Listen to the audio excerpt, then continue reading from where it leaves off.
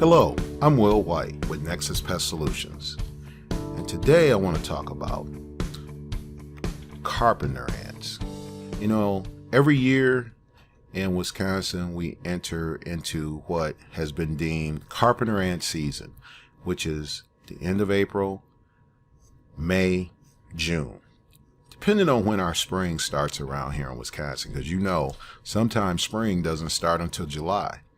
But irregardless, and without fail, we're going to have our carpenter ants waking up out of dormancy and going absolutely nuts around the house, where we'll get the calls, the frantic calls every single year. You know, you open up the dishwasher, there's ants in the dishwasher. You open up the cabinets, there's ants in the cabinets. There's ants. You know, these things are looking for a food source to get that brood going, you know, at the colony. And folks always ask, where did they come from? You know, where did these ants come from? You know, we don't have any leaks in our home. You know, what is going on? Well, you know, one of the big things I can say is 99% of the time, the carpenter ant, the original carpenter ant colony, is outside, more than likely in an old mature tree. Now it's like, well, that tree could be in your yard, or it could be in the neighbor's yard, or it could be 2 yards over. Who knows? Because, you know, carpenter ant workers, okay, and these are numbers that keep in mind. You're only seeing 10 to 15% of the population. An actual colony of carpenter ants can have anywhere from 10 to 15,000 ants in the colony, and that you never really get to see. What you're seeing in your place and around your house is the workers. So this forager, this worker, the 10 to 15% that you're seeing, can forage, you know, 200, you know, 2 football fields up to 3 football fields away from the actual nest, foraging for food.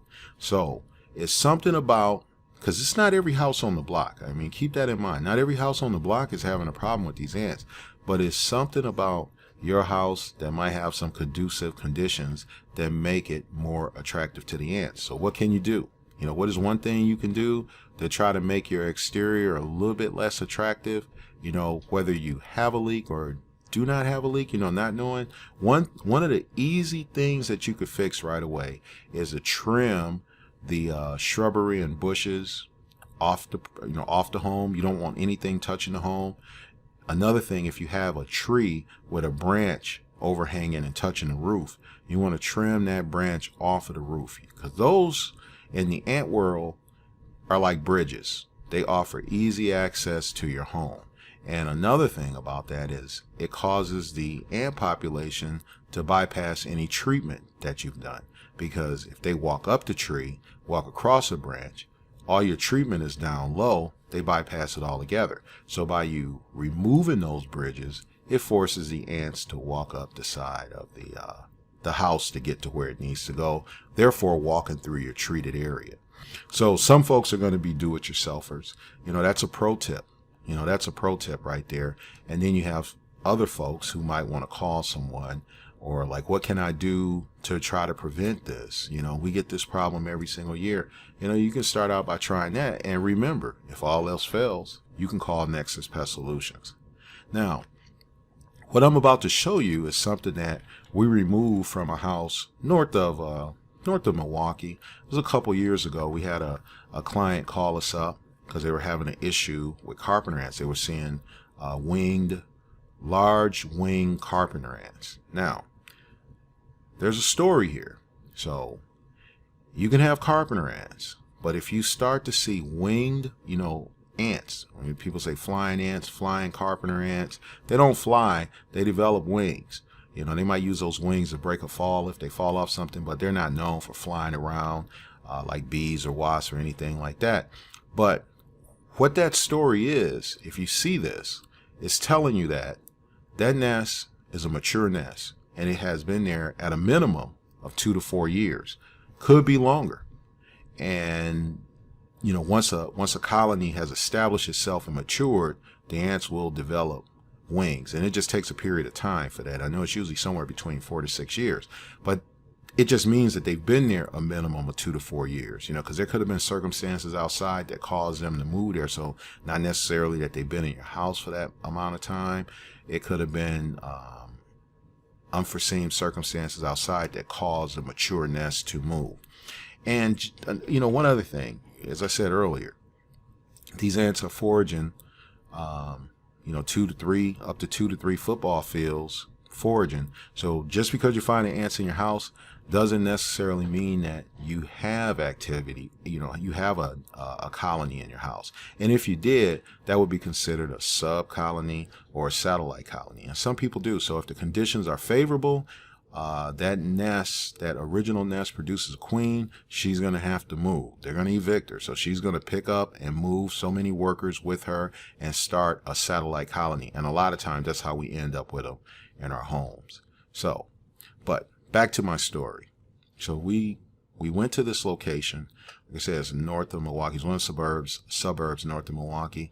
And this client was having a major issue. He was seeing these flying ants. So we went out there and we started doing some treatment. We started doing some treatment, trying to figure out where this thing was going on. And all of a sudden we started flushing out these big ants. So this guy, this individual, he wanted to get down to the nitty gritty once we found out. He wanted to see exactly what was going on. So he actually removed the drywall and gave us all the exposure we need. We ended up cleaning the ants out, and this is what we found. See this right here? I kept this. This is 2 years old. So you can see, hopefully this camera is really picking that up. But this here, this here kind of shows you one of the things that we hear a lot, that carpenter ants do not nest in solid wood. Let me just show you this again. They do not nest in solid wood. Now, if you look at that, this is a solid piece of wood. And what happened here, the nest was nesting. It originated in softwood. So he did have a leak inside the wall. But as that nest, because remember what I'm saying, as that nest started to expand, well, the ants ended up excavating out the solid wood to create room for the expanded nest. Because remember, they were winged ants that we saw. So that says that they've been there 2 to 4 years. Well, they weren't sitting still. That nest was populating and it was growing. And so they needed more room. So they started excavating hardwood. Here's another pro tip. So one of the first pro tip was, pause right there for a minute. The first pro tip was we want to clean, make sure nothing is touching the house all the way around. Now, some folks are looking at this and they're saying, hopefully I get a good picture of that. Some folks are looking at this as like, well, how do you know that that's carpenter ant activity and not termite activity? Well, here's the difference. So if you're out there, you're remodeling a home, and remodelers come across something like this inside of a wall. Well, the quickest way to determine if it's termite damage or carpenter ant damage, here, if you look inside of those spaces, the wood is clean. See that? It's clean. Carpenter ants are very meticulous. So when we talk about the wood piles, customers call up, hey, I have wood piles on my countertop. I got wood piles by my door. That's what's happening. They're excavating the wood and they're cleaning that wood out and they're dumping that sawdust, which in our world is called frass. They're dumping that sawdust out, which is creating that pile. Well, with termites, this type of damage, the galleries, which these are called galleries, those openings that you see in there, you'll find soil and mud inside the gallery. So these galleries, carpenter ant galleries, are clean. Termite galleries will have debris in them, soil, mud, something of that nature. It won't be clean. But if it's clean on the inside, first sign that is carpenter ant damage. So this client, like I say, he cut this out of his wall, and it's a proven fact that these guys will nest in solid wood. So if you have a carpenter ant problem, or if you simply have a question, feel free to give us a call at Nexus Pest Solutions, 414-355-3732. We'll be happy to assist you any way we can. And once again, thank you for watching this video, and I hope you have a great day. Google Nexus Pest Solutions. Got bugs? You know what to do. Call 414-355-3732.